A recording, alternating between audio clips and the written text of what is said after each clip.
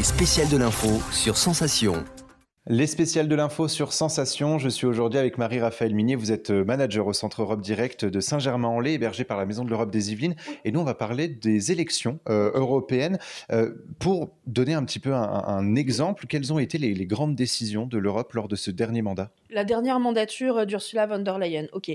Depuis 2019, donc il est très important de parler de la mise en œuvre du Pacte vert pour l'Europe, du plan de relance Next Generation EU qui a suivi la crise liée à la pandémie de Covid-19 et qui avait pour but de montrer la voie à suivre pour sortir de la crise et aider les entreprises et les collectivités. Et bien évidemment aussi le soutien à l'Ukraine après l'invasion. Ça a quand même été un quinquennat de crise, globalement. Et anodin, mais pas tant que ça, l'augmentation des crédits pour le programme Erasmus+. Et quelles sont les thématiques essentielles quand on parle de l'Europe ?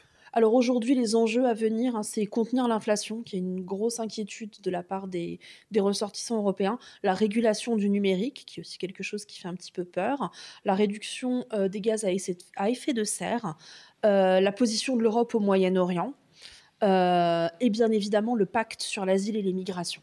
Est-ce que l'Europe peut agir sur des thématiques telles que la culture, l'agriculture ou encore l'éducation ? Oui, bien sûr, sur n'importe quelle thématique, à partir du moment où il y a une proposition de loi de la Commission européenne qui est ensuite votée au Parlement.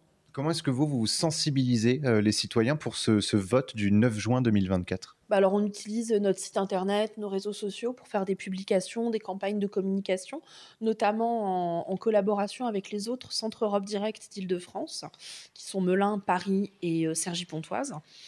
On va faire plus d'interventions en milieu scolaire, auprès du grand public, auprès des élus, toujours en milieu carcéral. Voilà. On va essayer d'être encore plus présent que d'habitude. L'objectif, c'est de toute façon d'intéresser tous les publics. L'Europe, c'est d'abord tous les publics ? Oui, tout à fait. Depuis les primo-votants jusqu'aux seniors et même des gens qui sont trop jeunes pour voter, mais qui sont en passe de devenir des citoyens européens. Et on peut notamment avoir plus d'informations sur votre site, donc c'est maisoneurope78.eu pour plus d'informations, pour tous vos projets et notamment des conférences, parce que vous organisez des conférences tout au long de l'année pour échanger justement autour des thématiques. Merci beaucoup d'avoir répondu à nos questions et nous on se retrouve très vite pour d'autres thématiques sur Sensation.